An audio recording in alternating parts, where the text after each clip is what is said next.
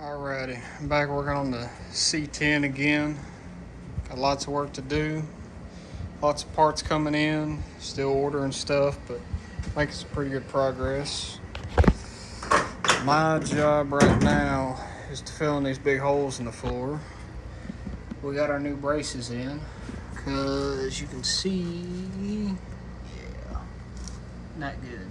So, got that pulled out. That was a bear to get out, but not a big deal. My plan is now go ahead and tack up the front on front and back. Go ahead and weld those up. Then I'm gonna put the pan in. Then I'm gonna go back through and finish buttoning this up here, because for some reason these braces don't quite fit like they're supposed to. They touch the top, they don't touch the bottom. You can kind of see the gap there. So I want to make sure everything fits like it should before I finish welding everything in. I've got this cleaned up. I'm gonna undercoat it real quick, but that's kind of the plan. We've got lots to do, and got the new pans in. Once I get the floors in, put the drive shaft or the steering column in, I got to make seat brackets. Well, we got to put seats together, got to get seat brackets made. Got lots and lots to do. My goal this weekend is, today's Thursday afternoon, to go this weekend is get the floors in all the way done. So if I can get the floors all the way done, we'll be looking pretty good. While I'm doing that, Dad's doing brake lines, rear pinion seal, getting all that buttoned up. So we're making some good progress. So hopefully it all goes just according to plan. I've got the floor all squared up and tacked in, but you can see we've got some gappage up there, and I will show you why. These floor pans were not bent quite right. You can see the gap there. It's too short. It doesn't slide forward far enough. And so once I set the floor in, it settled, and now I've got a little gap. It looks a lot bigger on camera, but anyway, that's kind of the way it is. And this is what I was talking about, that brace just doesn't fit right. So I'll have to do some adjusting on that, but I got this side welded in, and then I'll probably just tack it in a couple spots. I'll pull it up and tack it in a couple spots, but that's kind of how it's looking so far. I think it'll turn out pretty good. I just hate that it's annoying that it didn't turn out as good as I'd hoped, but everything else is looking really good. So just got a lot more tacking and doing.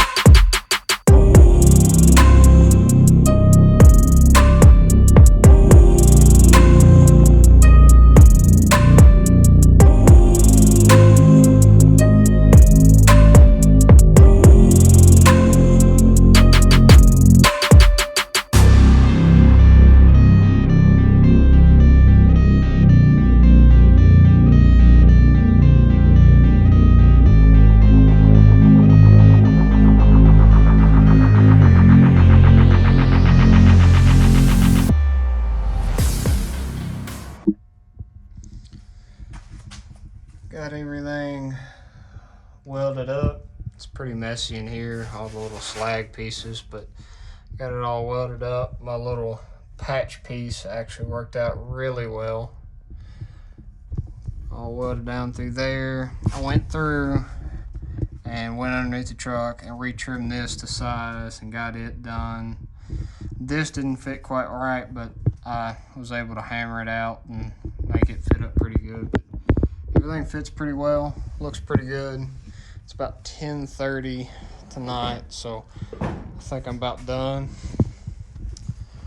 But everything's all finished up underneath here.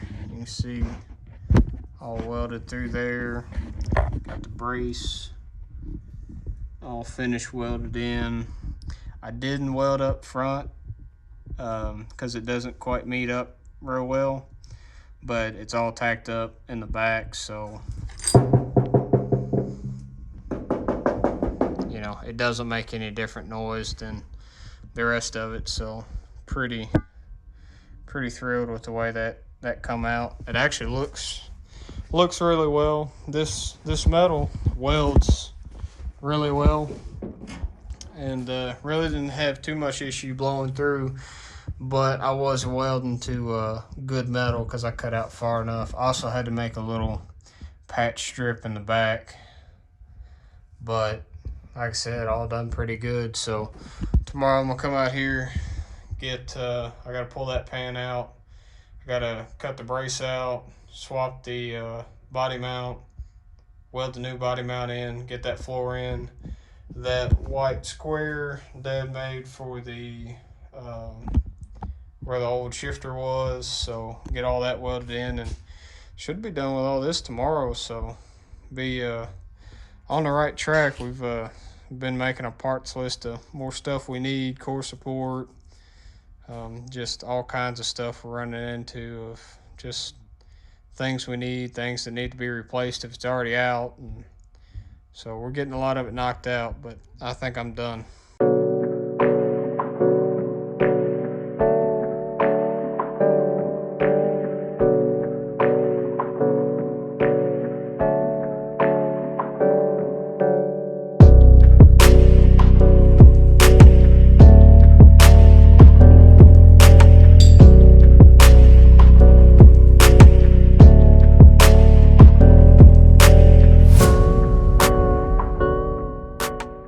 Brace out and it is cooked. So unfortunately there was so much rust here and all this was gone, so I'm probably gonna have to make a plate to put over that because that's where the brace goes there.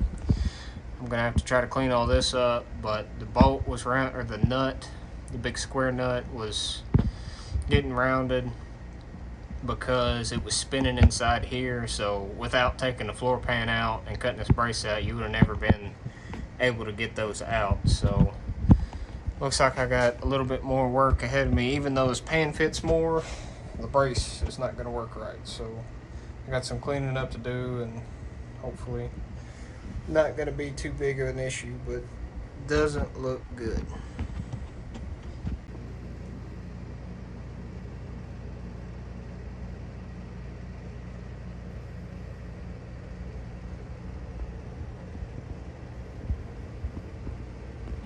We've got the new plate all welded in all the way across there. I've got the new lip put in here to fix that. I will finish everything up there once I get the new pan in, but I want to go ahead and get everything kind of tacked up and ready. I got the brace in. I'm going to go ahead and weld up here and then put the floor in, and then I can go back through and fix all this little stuff once the floor is in, and I can figure out how much I need to cut out to make all this right. But everything's looking pretty good. It's turning out well.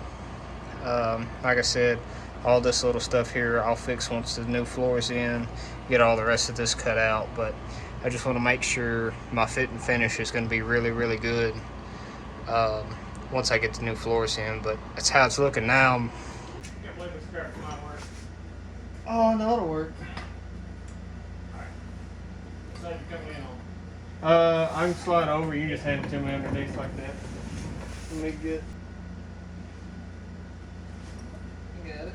Alright, I'm on my way. Got banging into all everything. Why don't you get broke in first? See when they broke in or broke down. Alright. Do you have a socket or wrench for these? No. No. So if you would go size that before we put it in. Looks like that. Where'd you say the strap? I forgot to get the front straps. They're up there in front. Oh. It's laying under it. They're under the truck. Okay. Yep. Yeah, but I think I slid out. You got to get them in the. I'm trying to set this down like this. Put it on the frame. Since it's a C frame. But it's got to fit in that little cap, and this side here is popped out.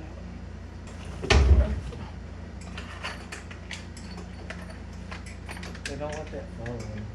No, I'm trying to. You probably won't enjoy that. Well, it'd probably be less painful than going to work, so that's gonna work. Like the same size. I think so. Right. I think everything's supposed to be universal there. There it should. You know, the K15 drive shaft fits a Half ton, half ton. 2-wheel drive. Yep. All you gotta do is, Swap everything else. yeah, replace the transmission with a. So we'll at least have a good story to tell everybody. It's just funny that it worked out. Alright, and it's OEM quality. Spec. I don't know if it's quality. Well, I don't either. It's Dorman. It's kind of somewhere in there.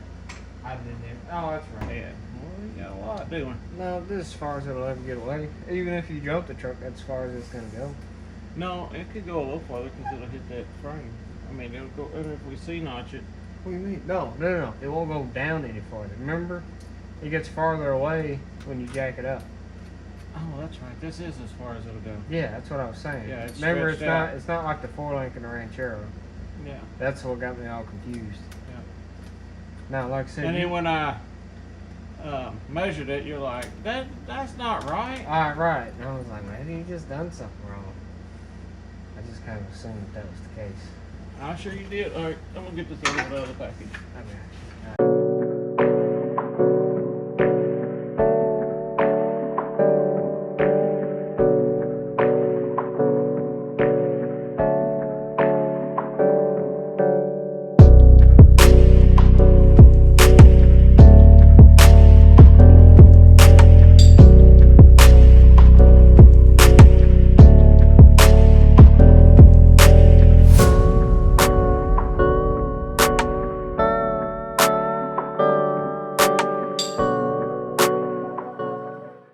Last night, me and Dad stayed out here, and I finished up welding up the floor pans, and Dad was putting new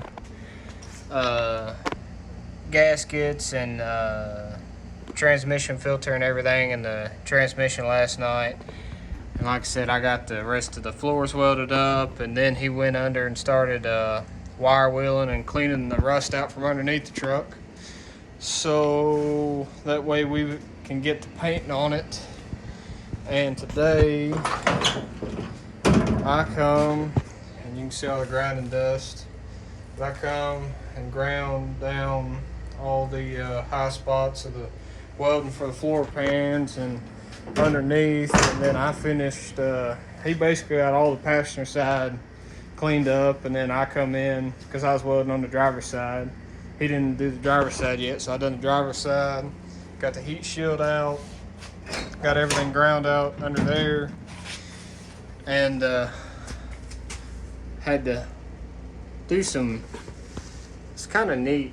I had never done some bends like this, and it looks okay. It's all gonna get covered up. I gotta do a little bit more work to it, but had to replace this section here, and then I had to make another one of these for the weather stripping to go on, and I had to do some cutting and bending and some pie cuts and re-weld it all up, and it turned out okay. I think if I had a little bit more time and it was something that was really gonna matter, I could probably do a little better job, but I think all that'll work. Like I said, I got all the floors ground down, may need a little bit more work. And then I went under and degreased and washed and scrubbed everything underneath the truck because the old transmission had a transmission leak, so everything under here was covered in grease and oil and everything else. So I got everything cleaned up from underneath in between the frame rails, and so now I'm gonna go under and get everything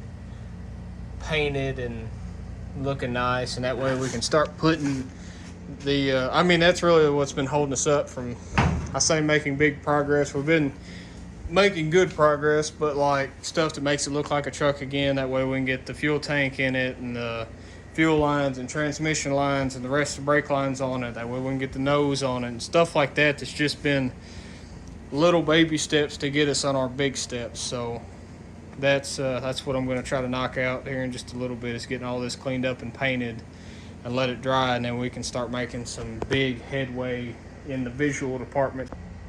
Alrighty, got everything painted up under here, looking pretty good. So excited with the way all this has turned out. Just decent coat of paint underneath the cab to keep everything from rusting. Got the drive shaft in looking good, and everything's starting to come together. So I'm gonna slide underneath the back and or underneath the rear end, finish up some brake lines. One of the next things on the list to finish. And if you're going to swap to disc brakes in the rear, you're probably going to go ahead and buy new rear lines. But you can see this is just, as far as I know, they don't make a factory disc brake line, or if they do, I'm sure it's ridiculously expensive. So the way to kind of make your factory or your steel lines fit is basically you're going to have to just kind of extend everything out farther to get your bend over here, because we can kind of straighten it out some. I like the braiding on this to keep it from being damaged. The problem is you can't put a bender on any of this without crushing this line, so you just got to be real easy and kind of straighten all this out by hand. So what I do, or what I did on the other side, is basically start it where your pumpkin is and they bend it straight down, so you've got a little bit of room to bring everything closer to the disc. So all I'm going to do is pop it out of the little groove and then very carefully kind of straighten all this out a little bit to give myself a little bit more line over here. And then so I need to kind of come up and over, and like I said, being gentle is the key, because if you bend or if you kink any of this, it's not going to be any good. You'll have to cut and redo or replace the whole assembly, which is not an ideal situation. So like I said, just being very gentle and easy, you're just going to kind of keep tweaking it until it just sits down in it. And depending on, I guess that's your other difference too, we've got a flip kit in the rear to lower the truck.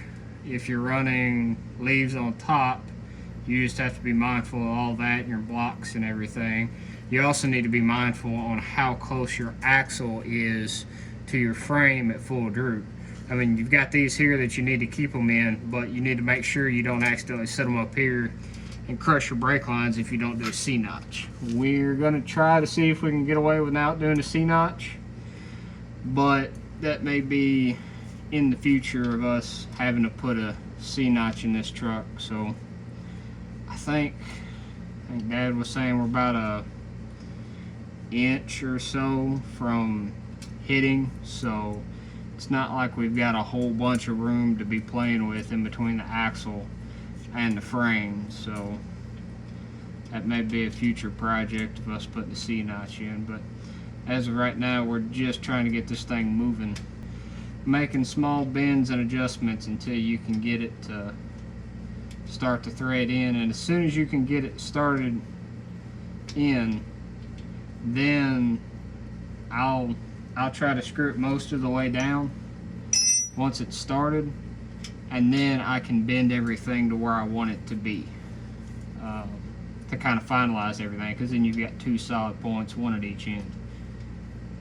So like I said, now I've got both ends screwed in, and now my goal is to get all this back down. So just very gently bending everything over and down.